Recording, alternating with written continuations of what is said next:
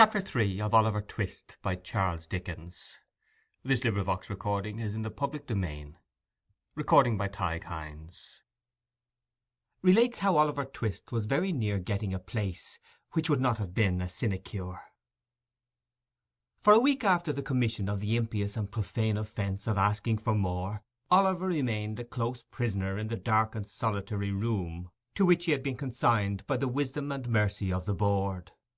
It appears at first sight not unreasonable to suppose that, if he had entertained a becoming feeling of respect for the prediction of the gentleman in the white waistcoat, he would have established that sage individual's prophetic character, once and for ever, by tying one end of his pocket-handkerchief to a hook in the wall, and attaching himself to the other. To the performance of this feat, however, there was one obstacle, namely, that pocket-handkerchiefs, being decided articles of luxury, had been, for all future times and ages, removed from the noses of paupers by the express order of the board in council assembled, solemnly given and pronounced under their hands and seals.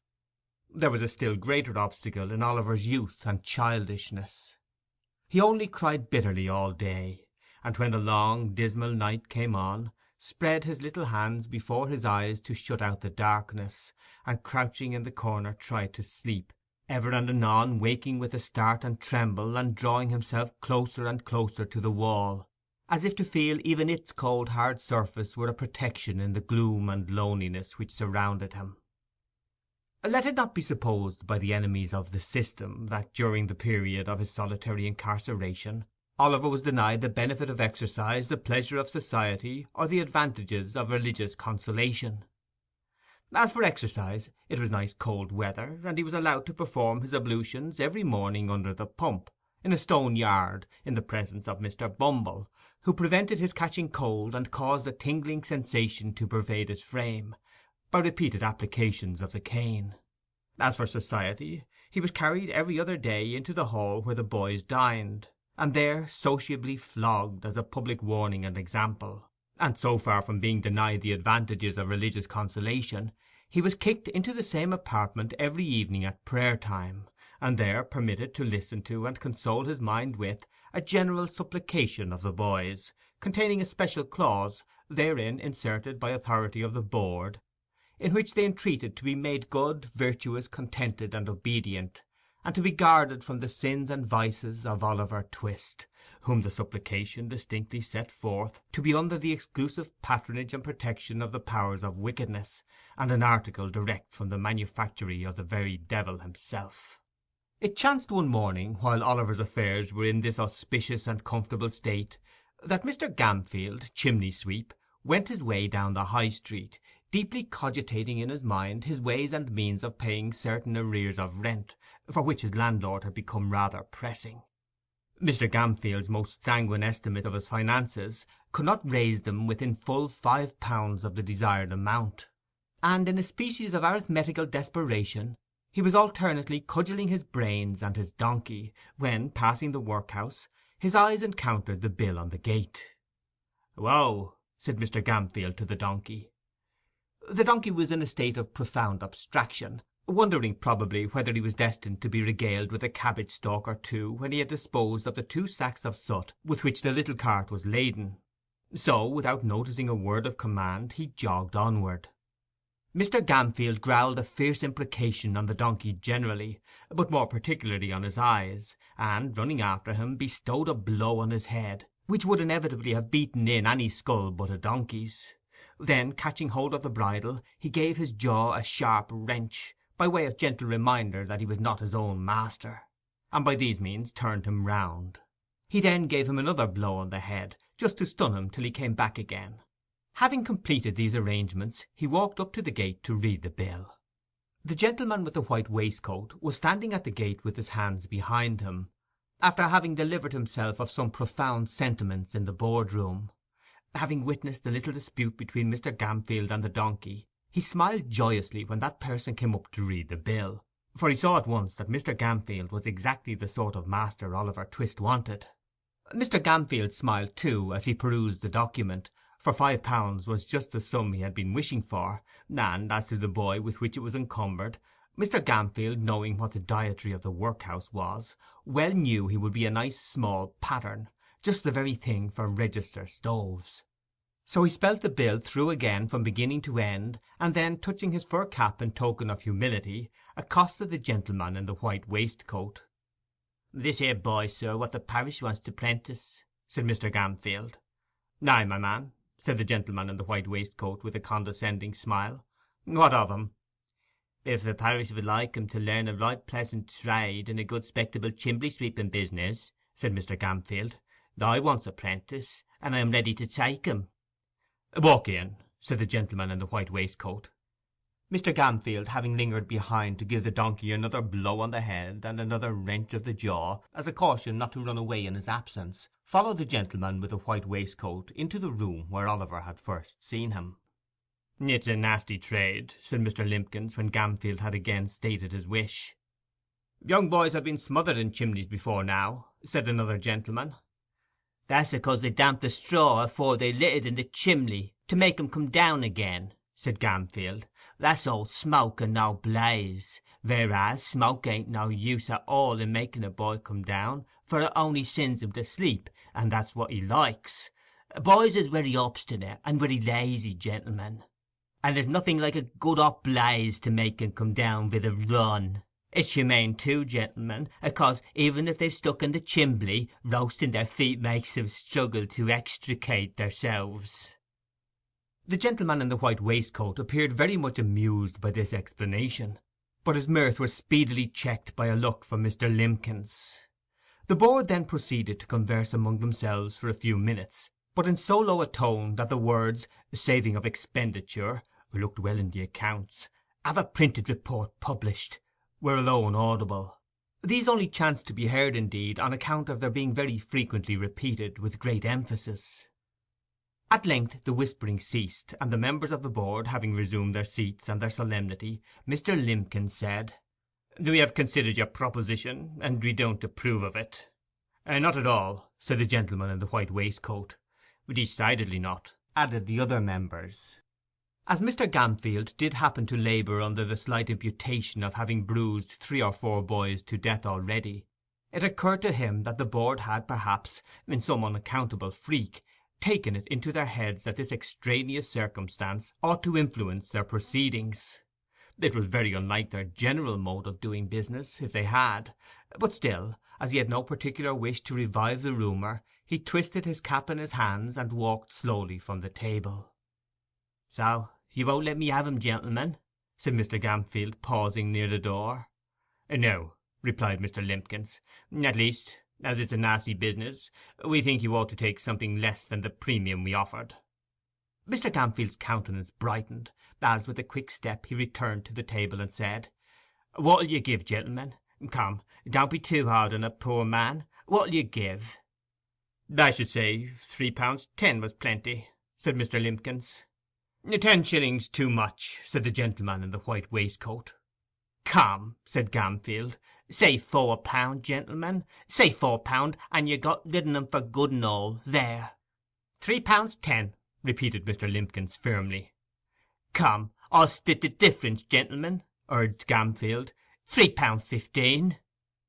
"Not a farthing more," was the firm reply of Mr. Limpkins.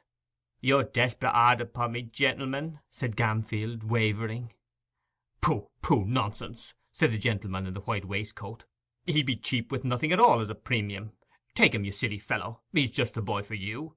He wants to stick now and then. It'll do him good. And his board needn't come very expensive, for he hasn't been overfed since he was born." Mr. Gamfield gave an arch look at the faces round the table, and, observing a smile on all of them, gradually broke into a smile himself. The bargain was made. Mr. Bumble was at once instructed that Oliver Twist and his indentures were to be conveyed before the magistrate for signature and approval that very afternoon. In pursuance of this determination, little Oliver, to his excessive astonishment, was released from bondage, and ordered to put himself into a clean shirt. He had hardly achieved this very unusual gymnastic performance when Mr. Bumble brought him, with his own hands, a basin of gruel, and the holiday allowance of 2 ounces and a quarter of bread. At this tremendous sight Oliver began to cry very piteously, thinking not unnaturally that the board must have determined to kill him for some useful purpose, or they never would have begun to fatten him up in that way. "Don't make your eyes red, Oliver, but eat your food and be thankful," said Mr. Bumble, in a tone of impressive pomposity. "You're a going to be made a 'prentice of, Oliver." "Apprentice, sir?" said the child, trembling. "Yes, Oliver," said Mr. Bumble. "The kind and blessed gentlemen which is so many parents to you, Oliver, when you have none of your own, are going to apprentice you, and set you up in life, and make a man of you, although the expense to the parish is £3.10. £3.10, Oliver! 70 shillings 146 pences, and all for a naughty orphan which nobody can't love." As Mr. Bumble paused to take a breath after delivering this address in an awful voice, the tears rolled down the poor child's face, and he sobbed bitterly. "Come," said Mr. Bumble, somewhat less pompously, for it was gratifying to his feelings to observe the effect his eloquence had produced. "Come, Oliver, wipe your eyes with the cuffs of your jacket, and don't cry into your gruel. That's a very foolish action, Oliver." It certainly was, for there was quite enough water in it already.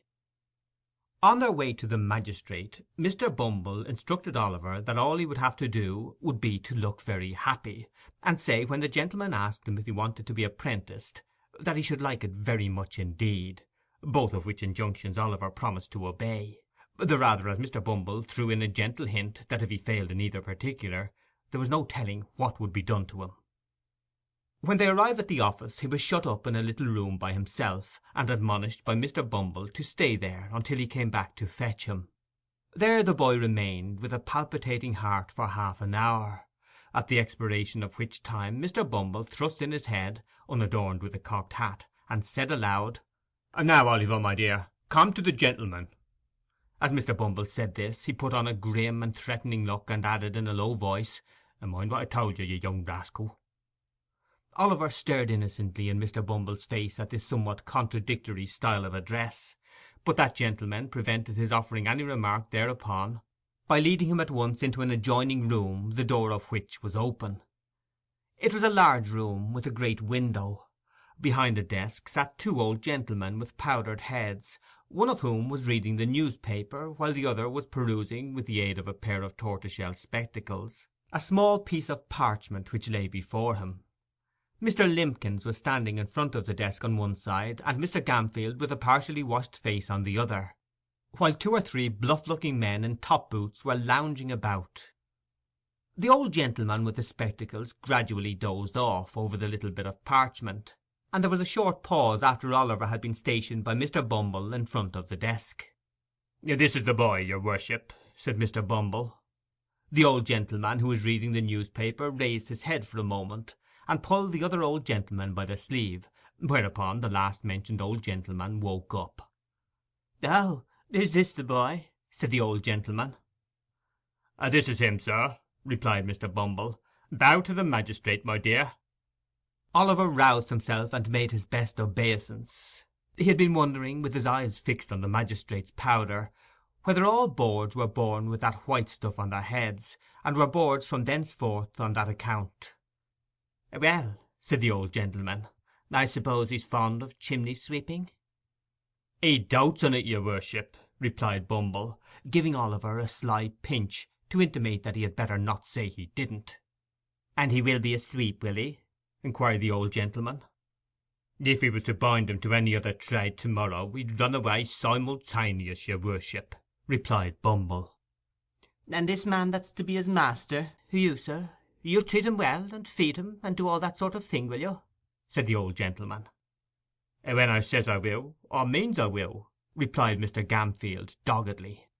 "You're a rough speaker, my friend, but you look an honest, open-hearted man," said the old gentleman, turning his spectacles in the direction of the candidate for Oliver's premium, whose villainous countenance was a regular stamped receipt for cruelty. But the magistrate was half blind and half childish, so he couldn't reasonably be expected to discern what other people did. "I hope I am, sir," said Mr. Gamfield, with an ugly leer.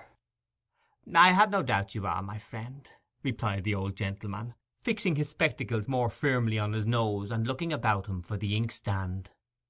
It was the critical moment of Oliver's fate. If the inkstand had been where the old gentleman thought it was, he would have dipped his pen into it and signed the indentures, and Oliver would have been straightway hurried off.